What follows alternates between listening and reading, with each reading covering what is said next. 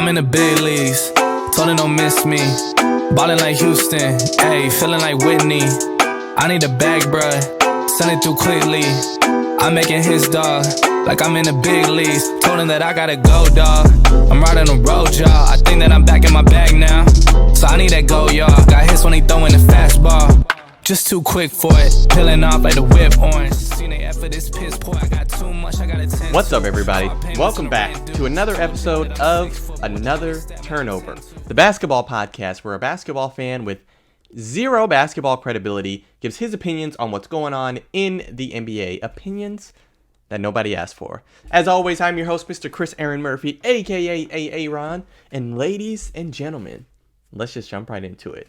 Folks, last time we met was the week before Thanksgiving, so I hope you had a wonderful holiday. I hope you got to eat all the food you wanted, fellowship with family, eat some more, take a nap, do whatever you wanted. Black Friday shopping, spend money on things that you might not need, but you had the money to buy. So I hope you did all that. And if you didn't, that's fine too. I know I definitely had a great time with family and friends and really enjoyed Thanksgiving. I've grown more of an appreciation for Thanksgiving as I get older, as the gifts get less and less for Christmas, because, you know, Christmas is really for the kids. Love the kids, but Christmas for the kids. I've grown closer to Thanksgiving because the food just never seems to stop, so that is a blessing. So I hope you had a good holiday season, but let's jump in. There have been some things that have happened in the league over the past couple weeks, so we got to hop right into what's going on. So I want to start the show off by talking about the team you love to love, the team you love to hate, the Los Angeles Lakers. So I'm going to be fair. I'm going to be impartial here, as best as I can be when it comes to the Lakers. But they haven't been completely awful over the past couple weeks. I mean, the first 12 games of the season, they were 2-10. Straight garbage. Worse than the Sacramento Kings, like I said a couple episodes ago. But the last 8 games, I will be fair, the last 8 games, they are 6-2. And from what I've seen, they don't look awful. I'll give them that. They don't look awful. The big three, you know, LeBron, AD, and Russell Westbrook, their play overall has improved, especially Anthony Davis, though. Anthony Davis is currently averaging, over the past 8 games, I should say, over their 6-2 stretch, is averaging 30.4 points per game, 16 rebounds per game, and 4.5 steals plus blocks per game. So that's, you know, a combination of steals and blocks. And also shooting 60% from the field. So taking less jump shots, being more aggressive, down low on the block, in the post. So playing pretty well. So I like what I've seen from Anthony Davis. Westbrook has also got to give him some credit. Played well in his 6-man role off the bench. 13 points a game, 7.8 assists, and 4.8 rebounds, which is definitely lower than his numbers that we expected. But, you know, different role now, so not going to probably achieve those triple-double numbers that we've been accustomed to over the past 4 or 5 years of his career. But that's what he's averaging over the last 8 games now. LeBron James had been out for a stretch during this 6-2 stretch, I should say, with an injury that he was dealing with, but he came back against my San Antonio Spurs, unfortunately. But he's averaging over the past 4 games, 28 points per game, 8 rebounds, and 5 assists. So definitely very, very LeBron numbers there that we've grown accustomed to seeing him for 19 seasons now. But overall, like I said, Lakers haven't been awful. I'll give them some credit. They've improved their shooting overall from 3-point range. They're up to, on the season, they're up to 32.4, for 3-point shooting percentage, which they were in the high teens at one point. So they have improved overall. They were in the high teens or the low teens, if I'm not mistaken. They were one of the worst 3-point shooting teams in the league for starting out this season, but they've improved their 3-point shooting. They've also just improved their offense in general. The ball movement looks a little bit better. Like I said, shooting has improved. So as a whole, Lakers haven't been awful. But right now, I mean, we're only a quarter of the way done with the season. We're chugging along, but only a quarter of the way done with the season.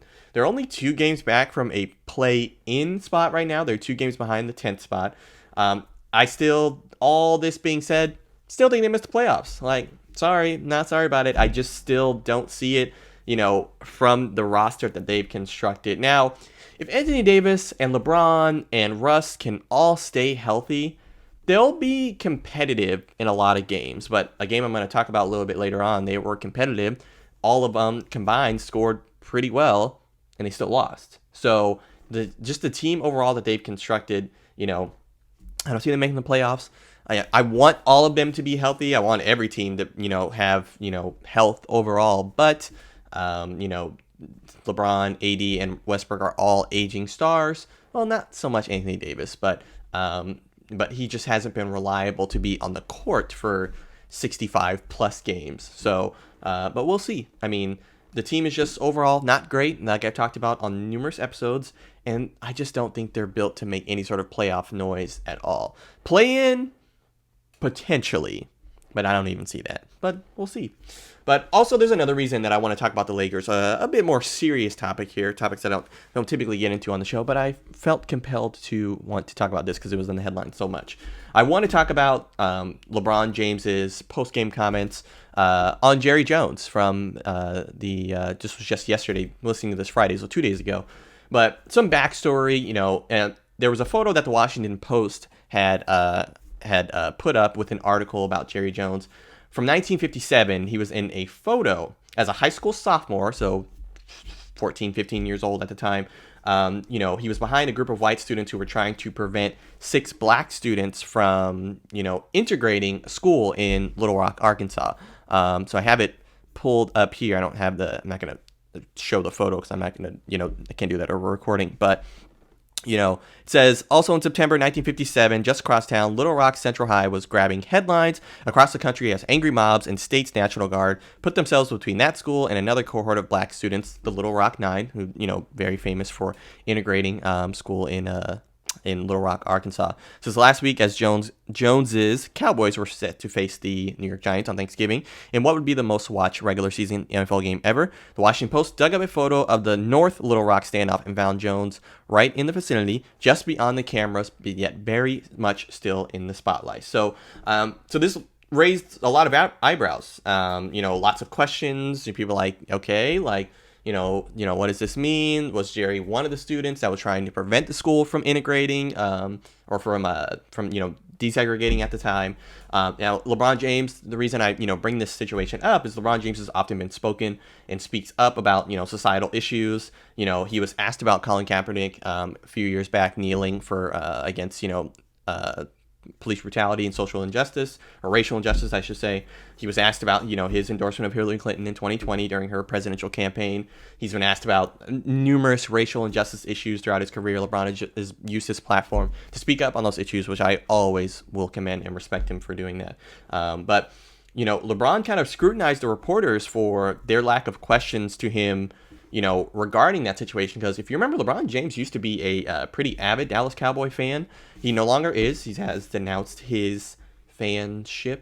I don't know the exact word for that. He's denounced his fanship as a Cowboys fan. But I want to take a listen. I want us to, take a listen to what he said. So I'm going to play that short clip here. Wondering why I haven't gotten a question from you guys about the Jerry Jones photo. But when the Kyrie thing was going on, you guys were quick to ask us questions about that. Okay. Hold on. And I don't even want you guys to say nothing. When I watched Kyrie talk and he says, I know who I am, but I want to keep the same energy when we're talking about my people and the things that we've been through. And that Jerry Jones photo is one of those moments that our people, black people, have been through in America. And I feel like, as a black man, as a black athlete, as someone with power and a platform,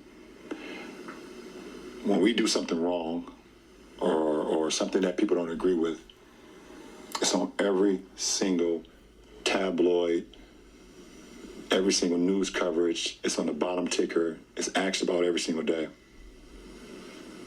But it seems like to me that the whole Jerry Jones situation photo, and I know it was years and years ago and we all make mistakes, I get it.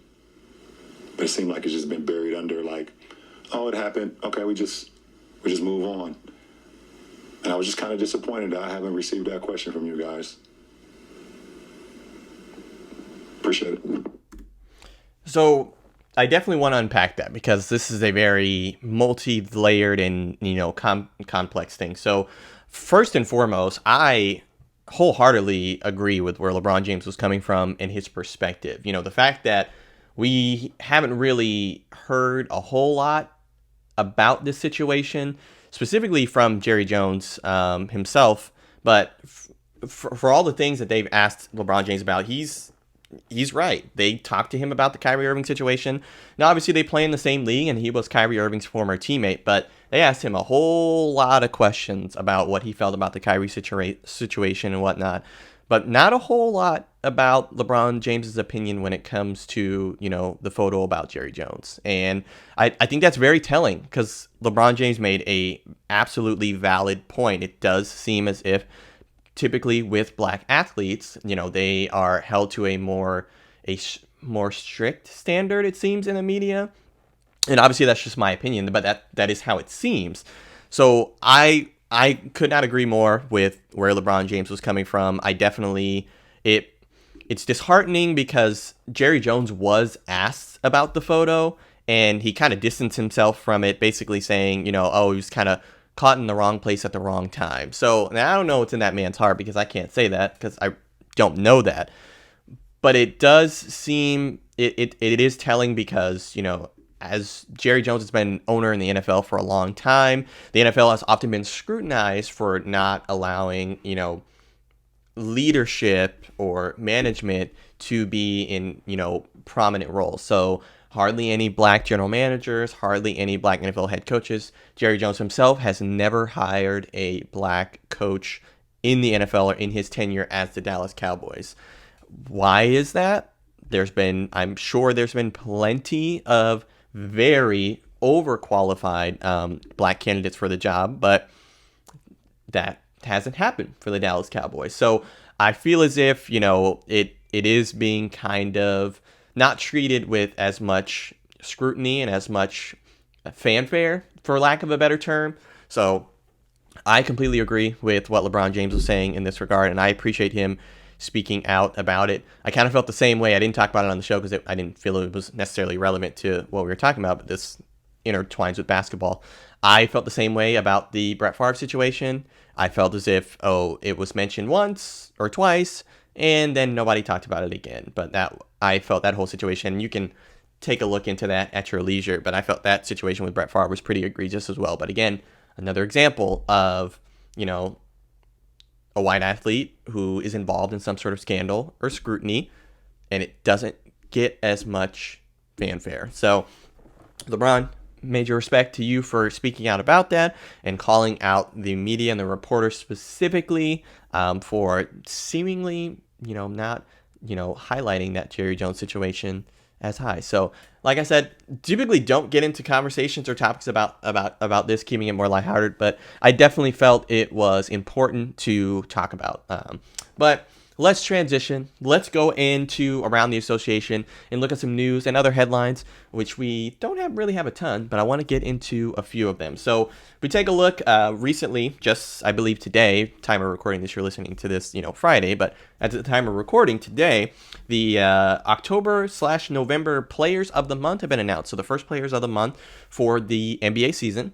And from the Western Conference, your Player of the Month is Devin Booker. Devin Booker, who is currently averaging 29 points per game, 5.8 assists, 5.3 rebounds, leading the Phoenix Suns to a 15-6 record, which is pretty impressive, especially with Chris Paul being out of the lineup for a good bit, as well as another prominent starter for them, Jay Crowder, who they are on the cusp of looking for a trade, which is pretty interesting. They're the number one seed in the West, but he wants a trade from Phoenix, but that's neither here nor there. Probably other circumstances going on there.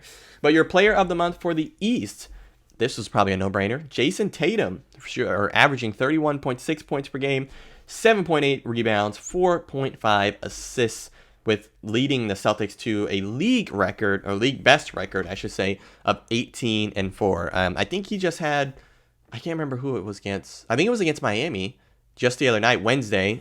49 points he had. Like, absolutely balling. I saw a photo of him being guarded by Udonis Haslem, and I was like, Udonis Haslem? Why would Eric Spoelstra do that to his old bet? Like, that ain't right. But Jason Tatum has been balling out. I would say probably arguably leading MVP candidate right now. I don't think that's really overestimating as of right now, but Jason Tatum balling out.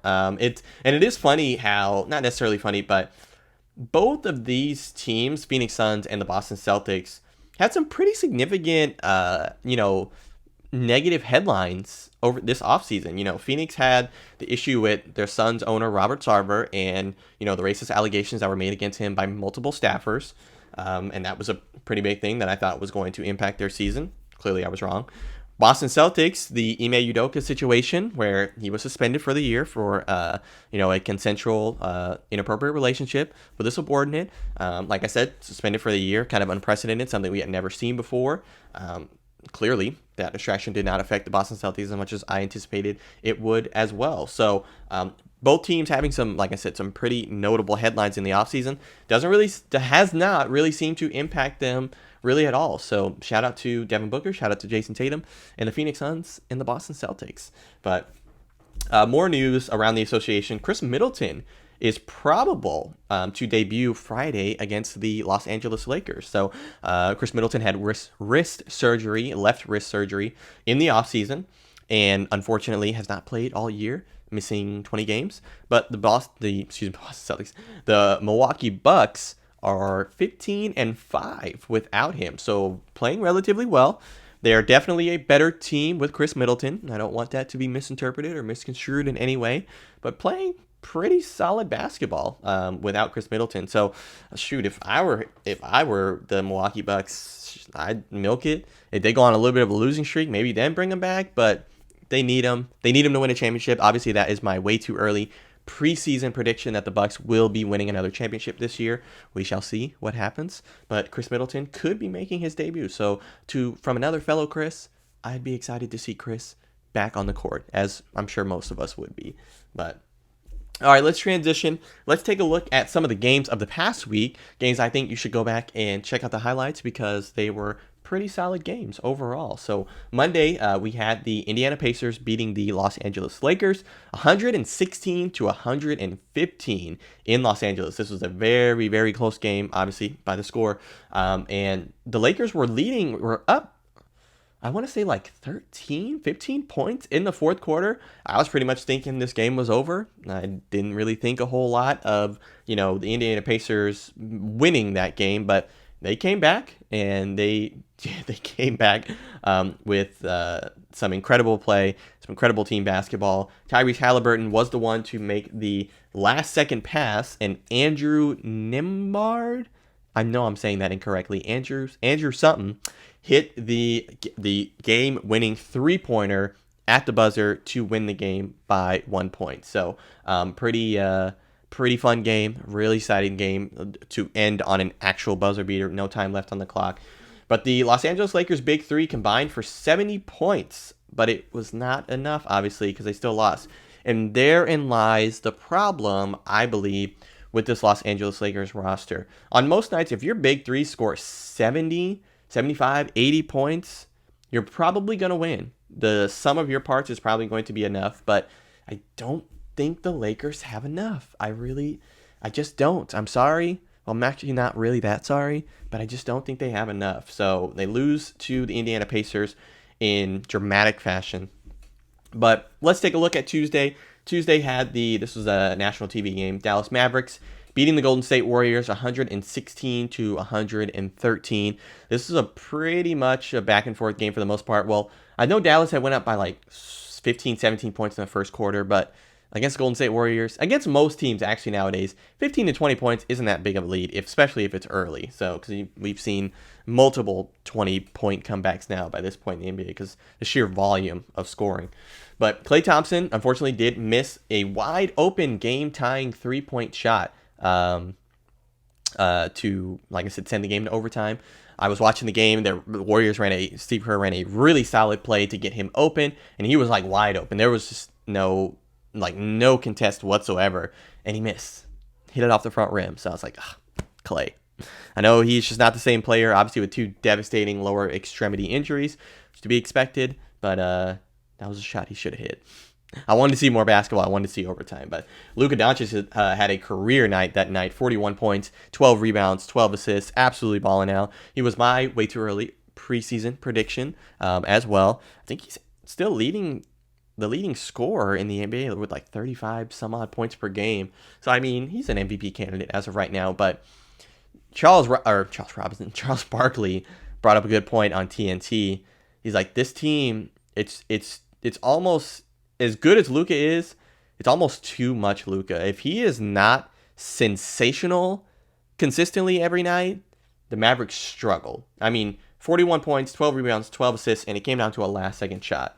Like, he has to be absolutely great for them to have a chance. So I could see that being their Achilles heel. If he is not completely on his game, which more often than not he is, I could see trouble for the Dallas Mavericks. I really could. But Wednesday's game, this one hurt. Oklahoma City Thunder beat the San Antonio Spurs 119 to 111.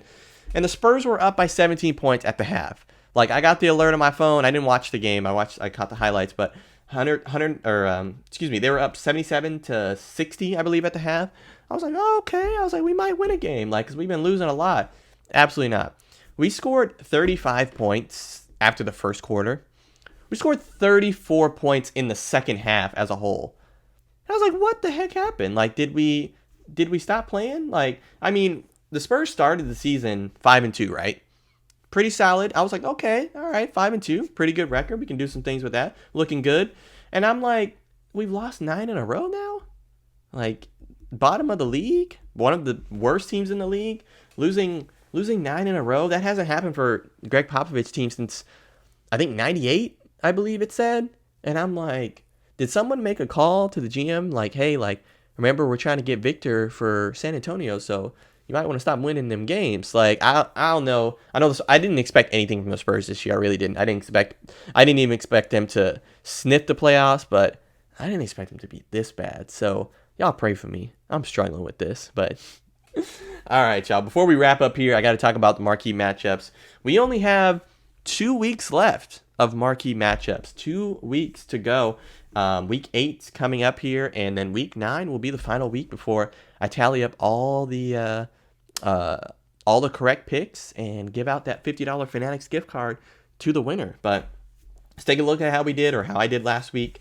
So Milwaukee ended up beating Cleveland. That was a game that I correctly predicted. I did pick the San Antonio Spurs, though, to beat the Los Angeles Lakers in the Saturday game. Fortunately, the Lakers did win that game. And then they won the game against the Spurs on Friday as well. So Spurs haven't, just, anyway, never mind. And then the Sunday game was the Brooklyn Nets defeating the Portland Trailblazers, which I also correctly predicted as well. So 2 for 3, not bad. Haven't had a 3 for 3 week in a minute, so I need to get all the trifecta here soon. But let's take a look at this weekend, Friday, Saturday, Sunday games. Make sure you check if you're following me on Instagram stories, you can vote directly on there, or you can also email me at anotherturnover@outlook.com, or any of my social media platforms. You can reach out to me and say, like, hey, I want to vote for marquee matchups to get a chance to win that $50 gift card. This week, Friday, we've got the Denver Nuggets taking on the Atlanta Hawks. Should be a good one. Two solid Western and Eastern Conference teams.